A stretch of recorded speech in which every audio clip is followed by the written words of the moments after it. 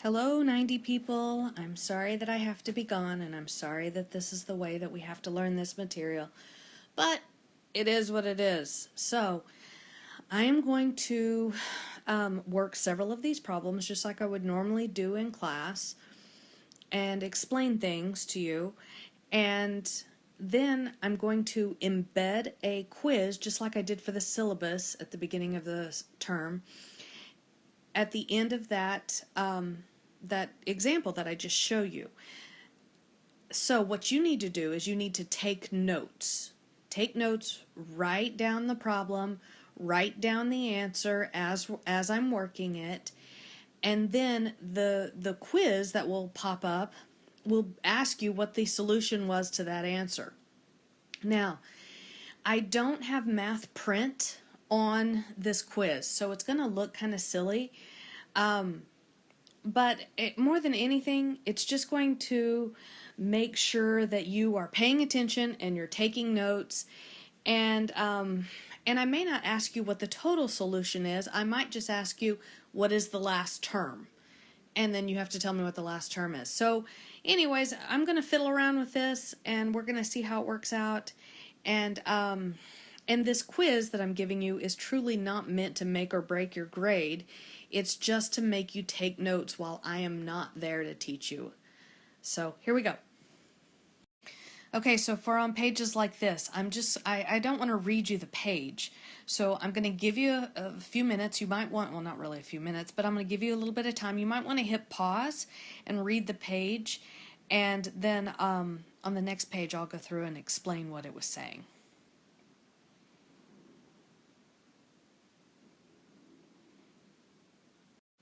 Okay, so on this page, we are going to factor out the GCF. So what does GCF stand for? It stands for greatest common factor. Oftentimes we can find a common factor, but sometimes we don't find the greatest common factor. And the point is, we want to find the biggest number that both of the terms have in common.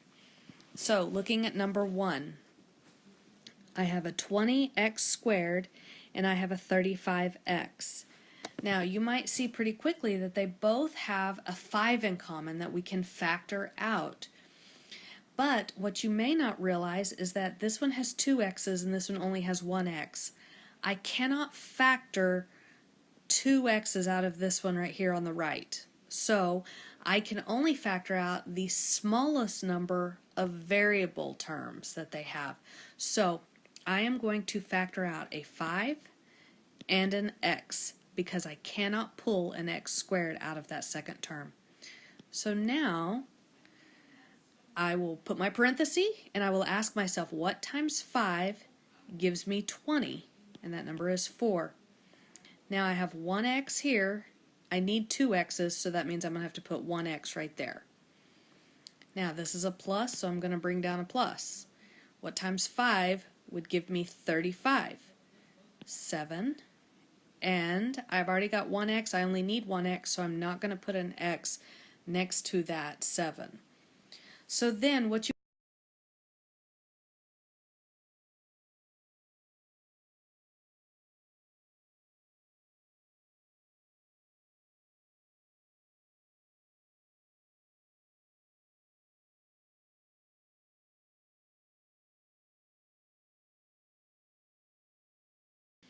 do, I get 20x squared plus 35x. 5x times 4x is 20x squared. 5x times a positive 7 is a positive 35x. So yes, I did just undo the distributive property, and that is my answer. What I have circled on the page is my answer. Okay, so let's take a look at the next one. Number 2 here. 14 and 21. What is the greatest factor that 14 and 21 have in common? They have a 7 in common. And notice I have 3 p's here and I have 2 p's here. So I can only pull at most 2 p's out of these guys. So I've got p squared there. What times 7 would give me 14? That's a 2. Now I have 2 p's right here next to the 7, but I need 3, so that means I need one of them right there next to that 2. This is a minus, so I'm going to bring down a minus. What times 7 would give me 21? 3. And the 21p squared, it only needs 2 p's, and I've already got 2 p's in the problem, so this right here is finished. So that is 7p squared times the quantity 2p minus 3. Again, we're undoing the distributive property. So, again, to check my work, 7p squared times 2p minus 3. I'm going to distribute that back out and make sure that I get my original problem. 7 times 2 is 14. P squared times p is p cubed. Minus 7 times 3 is 21. I don't have anything to combine the p squareds with, and that does match that up there. So I know that this answer is correct. 7p squared times the quantity 2p minus 3. I am going to go ahead and show you the solution page for both of these problems because maybe it can explain it to you a little bit better or different than the way I explained it. So I am going to show it to you. If you fully understand what I wrote, then maybe you don't want to spend any time on this page. But in case you want to see it, here it is. And here's number 2. So again, if I move too fast, all you have to do is go back and hit pause.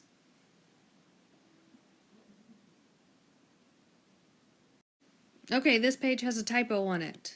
That should say out. Factoring out the GCF. Okay, this kind of looks like a hot mess, doesn't it? So let's look at 12, 6, and 15, and let's think about the biggest number that can be pulled out of all 3 of these. And I know I can't pull a 6 out of 15, so I'm going to have to probably say 3 here. So we're talking about pulling out a 3. Now look at your x's. At most, I can only pull, because of this guy right here, I can only pull 1 x out of these, all 3 of them. Now look at your y's. I've got 2 of them here, I've got 3 of them here, I've got 2 of them here, so I can pull out a y squared. Now you have to ask yourself, what times 3 would give me 12? That number is 4. Now I've got 1 x next to this 3, but I need 4 x's, so that means I need x cubed right there. Now this up here has y squared. I've got y squared down here next to the 3x, so I don't need any more y's. So now I'm off to the second term. What times 3 would give me negative 6? Negative 2. Now I've got 1x next to this 3, but I need 2 x's, so that means I need to write 1x there. Now I've got 2 y's next to the 3x, but I need 3 of these babies, so I need 1 more. Now I'm done with the second term. Now moving on to the third. What times 3 would give me 15? Positive 5. And this term only has 1x. I already have 1x, so I don't need any more. This term has 2 y's, and I already have 2 y's. So that's it for that. I am done. So now if you want to check your work, go ahead and rewrite the problem and distribute and see if it works. So now we're going to multiply, multiply, and multiply. So 3 times 4 is 12. X times x cubed is x to the 4th. Y squared doesn't have anything to combine with, so I've got y squared right there. Now I'm going to multiply 3xy squared times negative 2xy. 3 times negative 2 is negative 6. X times x is x squared. Y squared times y is y cubed. Done with that one. Let's try the third one now. 3xy squared times 5 is 15xy squared. Does that match my original problem? Take a look and see. Looks like it does. So I know that this right here is my answer when we factored out the GCF.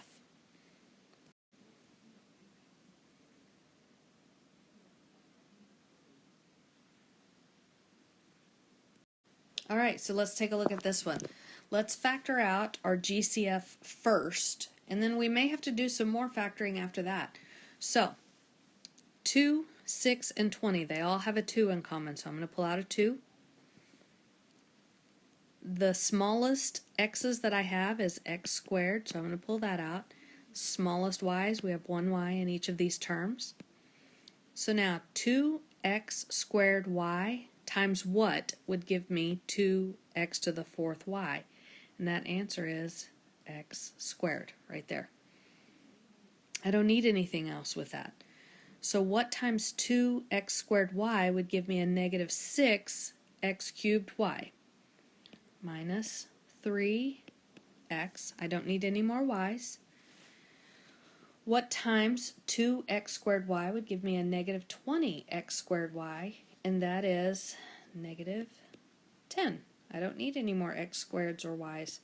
So there's that. Now, we just factored out the GCF, but we need to take a look at this and see if it is factorable. And look at that. I think it is. And we talked about the powers or the multiples of negative 10 that add up to be negative 3. Well, here's all the factors of negative 10. There's negative 1 and 10. There's 1 and negative 10. There's negative 2 and 5. And there's 2 and negative 5. Which one of those adds up to be negative 3? And it looks like it's going to be this one. So we're going to factor the stuff in the parentheses using 2 and negative 5. But don't forget, this stuff out front follows us around.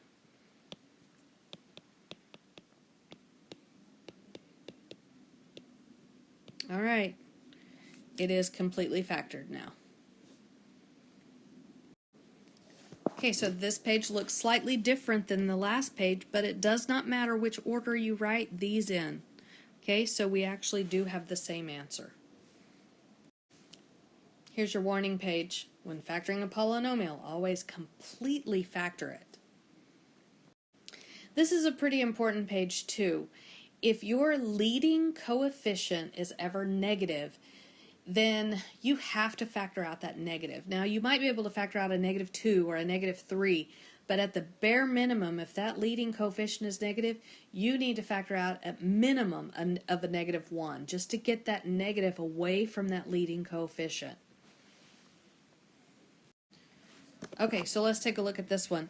Notice how our leading coefficient is negative. So we have to factor that out. So let's factor out A. They all have at least a negative 5 in common.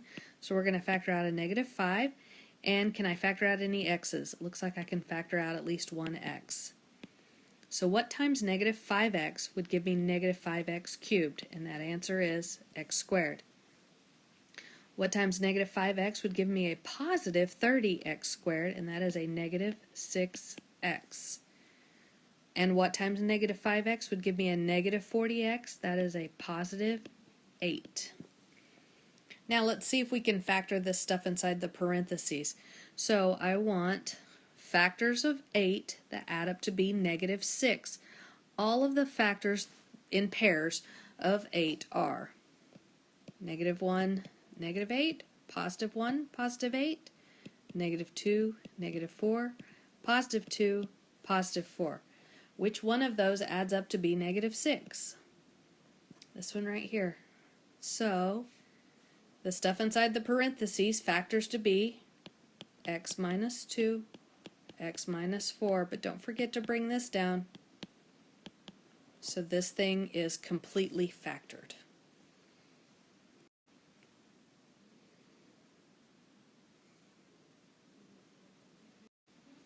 Okay, factoring by grouping is kind of interesting, and this is what you should jump to immediately if you ever see 4 terms. Try to factor by grouping. So this is so much easier just to show you how to do. So read through this page. You might want to hit pause, and then we'll talk about that on the next page.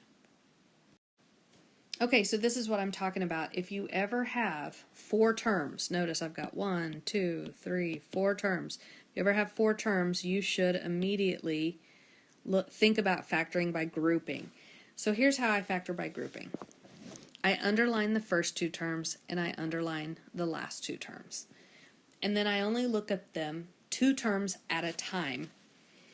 So I look at 9x cubed plus 45x squared. I don't care about the rest of the stuff right now. What can I factor out of 9x cubed plus 45x squared? they have a 9 in common, and they also have an x squared in common. What times 9x squared would give me 9x cubed? Just plain old x. What times 9x squared would give me a positive 45x squared? And that is a plus 5. Now, if this is a minus, you bring down a minus. If this sign is a plus, you bring down a plus. Since it's a minus, we're going to bring down a minus. So, what if 4x and negative 20 have in common? They both have at least a negative 4 in common. What times negative 4 would give me a negative 4x? X. What times a negative 4 would give me a negative 20? A positive 5. Now,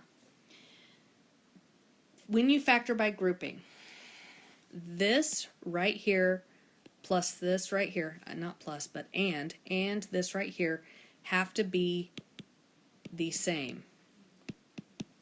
If they are not the same, you cannot do this next step.